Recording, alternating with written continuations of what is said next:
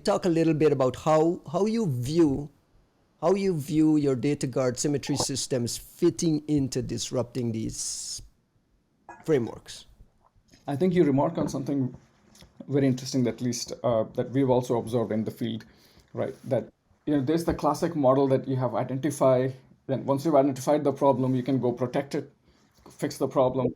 Once you've Right. protected it, you go detect if something breaks and respond and recover. So I don't think NIST means it in this way, but it's easy to sort of have the impression that there is a pipeline of tasks that sort of go sequentially. Right. That goes naturally. That flows naturally, and It it doesn't, doesn't. right, right. And Sunil actually talks about it really well in from the cyber defense matrix, right? He talks of left of boom versus right of boom, right? Right. Right. And our kind of finding is you're always in a steady state of boom. There are all sorts of small to big booms happening across your org. All the time. Right. So as you kind of go through and run services like services that provide visibility, like Data Guard or counterparts in CSPM, like cloud security, posture management, if these, if you run, once you see the problem, you can actually put a seatbelt right away. Right? Sometimes you say that, look, I found this analyst sitting on access to all this data that's really risky, right? This has like raw SSNs here and all of these things that should not happen. But security people don't might not know the full business context, right, across the company at all times. Maybe at that time it makes business sense for these analysts to have access to that data, even though you're kind of flirting with danger there. So, but what they can do is put a seatbelt, a detection response kind of seatbelt on it right away. You see the problem, you see that you're close to the precipice, but you know you can't really change it the moment you saw the problem. You have to go back, interface with the data teams, interface with the dev teams, and figure out a immediate solution, long-term path. All so protect actually takes very careful, well-considered actions, and sometimes that takes time. But detect, respond, you can see like, hey, here's a service role. This modifies all my permissions across my cloud. You know, it's not been used for a while. What's going on here? Let me put a seatbelt. If this wakes up, this is a dormant identity or, if this wakes, let me Let me know, know. right? You can do that right away. So we've, Is this easy to explain to the modern CISO? Because there's a little bit of a disruptive view of how networks are how data is flowing within networks. When you, because prior I saw the description of a data source object security, which is, it narrows it and describes it even better within this information control flow concept. The question is this difficult? Is this a difficult concept to explain to a buyer, or do people get it as soon as, like, is this something that has to be experienced, or is this something that they get as soon as you start to describe it? that, so I think the modern CISO is the part that you described, that would, I would say, there's like a fork. No, we don't want to call CISOs not modern, so let's call them just I would CISOs. say that if someone kind of, if you think about it, just first principles, right? Like there's an incident, would we just heard that What happened? 80% of the time is spent figuring out what data was affected. You could get that Right. at your fingertips. Wouldn't, so I think it makes first principle sense, but just the way the security orgs are set up today, there is an IAM team that goes from Right. identity to permissions to some service roles, and they stop there. They don't go all the way to data. There are SOC teams, right? Right. They have very little business context, but they have to sort of reverse engineer it almost, right? Looking at network Right. flows and Black box it. right. Right. So it almost like comes down to, and then there's the classic DevSecOps people who are in the app pipeline, CI/CD, container scans, all. So if you ask this Right. question, the biggest part is logically this problem, this makes sense, but where do you put it in? Which bin? What budget line item does it come from? Which team owns it? That's where the biggest kind of like challenges occur for the CISO. It's like, and typically it ends up being like, oh, Alice, she's the most sort of well connected across and kind of sharpest person. I'll bring Alice into the engagement so that she will know what to do. Like, I think that's kind of how our whole thing started with initial customers, that the CISO just found the mover and shaker within the org. Right. And Right. in Right. steady state, all three teams use us. right? If there is an incident, you fired your kind of core SRE and you're freaking out about the last 30 days, what was this person doing? You come in and you just look at all transitive activities, that is the identity, right? That's tied to that Right, identity, right? all the way to data. So you want. So I think operationalizing this, who owns it, has been the kind of core question that they've had to work through, right? Um, so Got it. And I asked that question because you're building out a business, and fitting into these established categories become important, because now you have to figure out where does yeah, budget come from for a CISO to buy the Symmetry Systems yes, product, and your category is data yes, security, which is a catch-all for yes, everything in my mind, right? So when you think about categories, if we can spend a minute here, can we just go all the way back and describe in your mind this catch-all of data security, and where do you fit? And are there multiple fits? Does the CISO have to buy 10 different types of products to fit here? Or help me frame the market you're in. that makes sense. So just starting from data security, right? Kind of how to break that down. Yeah, I Yeah, think that's so when you're going from sort of 0 to 1, this is a huge problem. But and category TM is sort of defined by analysts and such. Like I think analysts and the analysts, yeah. me being in a category anyways, but it doesn't matter if I think it. But I think what's going on is that like the data security, hashtag category is now sort of evolving, and a range of analysts have kind of caught on to it, and they're starting to delineate it. And what it used to be typically was encryption key management, right? So there's Talis, there's open source projects like Vault that you could kind of think about that. Data security means, is it encrypted?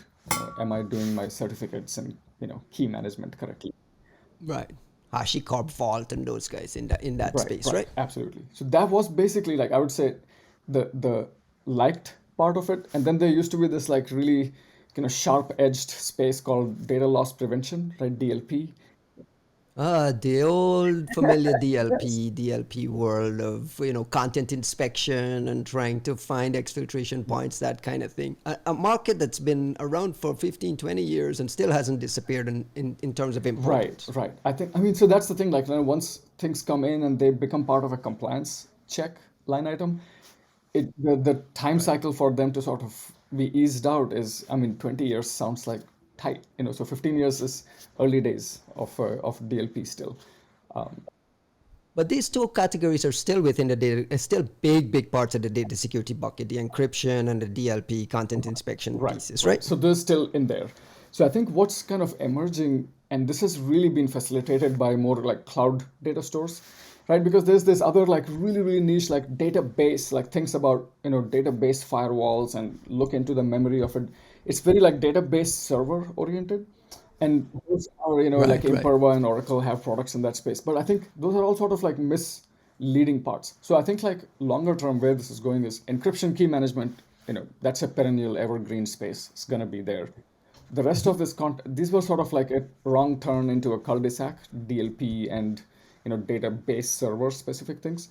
I think these are going to evolve into just kind of data objects security, which is how are data objects flowing across all my kind of API centric data stores, right? So it's not about the database Right. server, right? It's about the data objects, and now I can track them all the way from SQL, NoSQL stores into object stores, into data lakes, and so on. And I can, so that was the other kind of tipping point here for information flow, right? Like now you can track these flows of data objects across your entire cloud data stores. Right. Right. And and I noticed Gartner has even put you into like a little smaller subcategory. I don't know if you're happy about it or if this fits with exactly where your mindset is. Is this data security posture management? We're familiar with cloud security posture management, which is a different, somewhat Right. different. Can you define data security posture management for me in terms of how you understand it and how you guys are explaining Right. it? I mean, so to answer your question, I am pretty happy. I think this, in that NIST whole flow, we can reorganize, detect, protect, and such. But starting with visibility and moving forward based on evidence that, hey, here's the specific problem in my specific org, right? As opposed to do least privilege, right? That. that doesn't make Right. sense, right? Like it doesn't move people. So I think starting with visibility just makes a lot of sense. And I think a lot of our kind of conceptual things around visibility, Gartner kind of made this analogy to CSPM. The other nice thing is CSPMs have been Okay. pretty successful, right? Like there are companies Hmm. that have, flowered in that whole area. Customers know that they can justify, hey, look, we have CSPMs for workloads, right? We need DSPM Right. for data, and it just makes the business quote unquote side of things straightforward. And this is the tipping point. So starting off with DSPM is totally fine, And once we gain more momentum and we kind of show value that, look, we came in via Hmm. DSPM, we changed your entire process by which data teams kind of bring in sensitive data, clean it up, and manage it. Right, we came in via DSPM, and now we have put in detection response tools that your security and product teams use, right? Kind of it's built in into protect, like CI/CD tools, it's built in into detection, kind of SIM SOAR type of workflows. That's perfect. Let's make a case for the rest of Symmetry's products using the DSPM as sort of a wedge.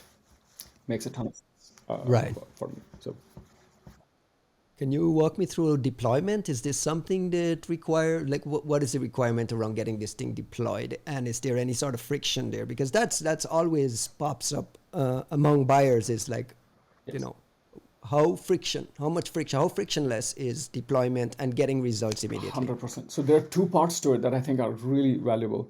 Or do you run on prem as well in addition to being in the Yes, yes. cloud? So that's where I was going to. So I think cloud Okay, native sorry. computing foundation tooling, the best part of that is that they actually make you cloud agnostic.